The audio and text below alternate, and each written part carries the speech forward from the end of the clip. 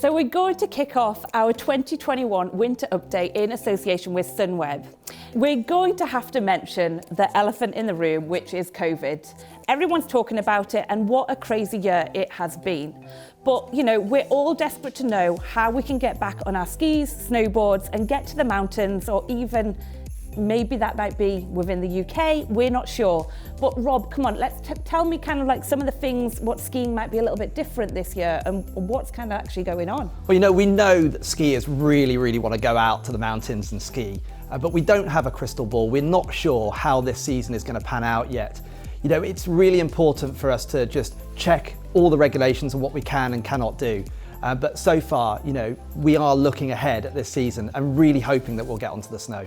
There's different precautions which the resorts have put into place. So just run us through some of the things which might be just slightly different, which won't affect, obviously, the feel of that champagne powder under our foot, but kind of what might be a little different. Yeah, I mean, resorts are planning to operate pretty much the rest of the world as the rest of the world is, you know, with COVID regulations in place. You know, access to the slopes. We know that in some ski areas in North America, they're going to restrict numbers of ski passes on the mountain.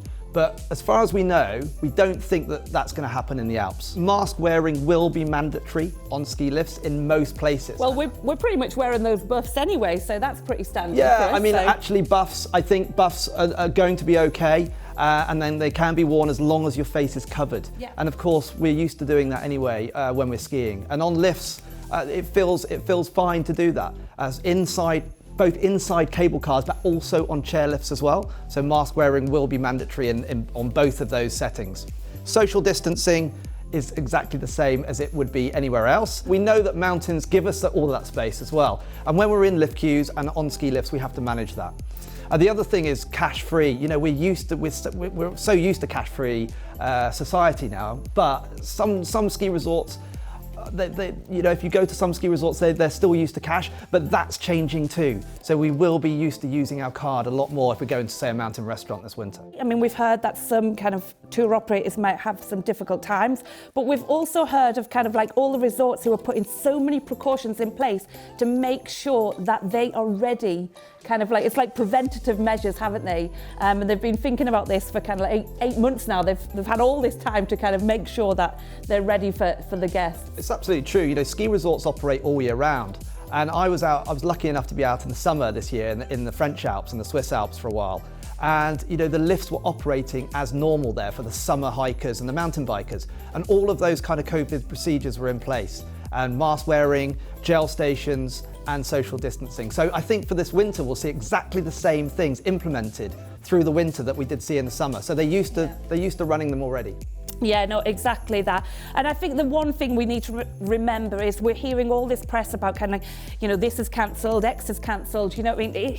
It's not cancelled, right? I mean, we're not going to sit here and say that, you know, you could definitely go on your ski holiday next week. But what we are saying that there's kind of those tour operators and some of those like Sunweb, for instance, I could go and I could kind of go onto their website and they've got all sorts of precautions in place which kind of covers my back. So they've got repatriation, they'll kind of like, if it's cancelled due to kind of, I don't know, COVID affects something, they will give me my money back, I can change, and they've got such a varied amount of locations where I can go and travel. So there is kind of options available, which I know I've got my back covered if I am thinking about booking my ski holiday.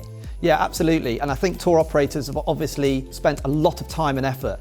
You know, like, for example, Sunweb, they will also look after your insurance needs as well. So they will advise you on what insurance you need to have when you go on your ski holiday.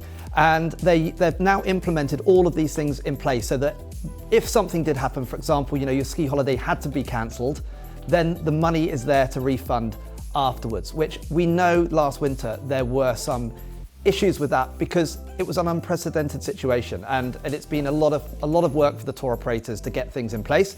But I think now they're really ready to move forward this winter. Yeah, perfect. So if we do actually manage to kind of get ourselves out there and stuff like that, which we're all desperate to, and we can't wait to get back on our skis.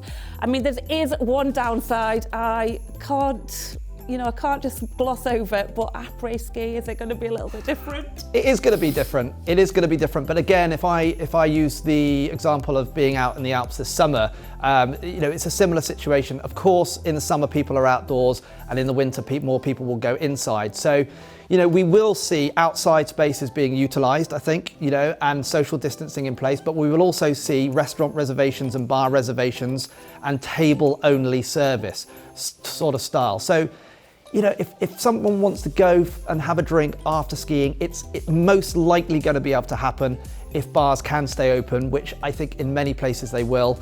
At the end of the day, we're going out there to ski and enjoy the mountains and hopefully have a nice time afterwards as well in the après ski, but it won't be dancing on tables and being in a nightclub till 4 o'clock in the morning. Your bubble. Well, Rob, we could sit here and talk all episode about this subject, but come on, give me some quick advice. If I was going to book a ski holiday, what would I do? Well, I think, we look at Sunweb and what tour operators are doing right now, and it's to give people peace of mind, skiers peace of mind when they're booking their holidays. And, it's really worth just going to speak to a tour operator, go to sunweb.co.uk, for example, and speak to them about, what's going on if they book a holiday. And it's been a tough time for tour operators, especially over the summer, but they've really got things together for this winter because they obviously want people to book holidays. And so, they're offering peace of mind to skiers, and that's the main thing. And they're doing a great job in making sure that we can go skiing, but feel that, we're going to get, if things go wrong, we'll be looked after.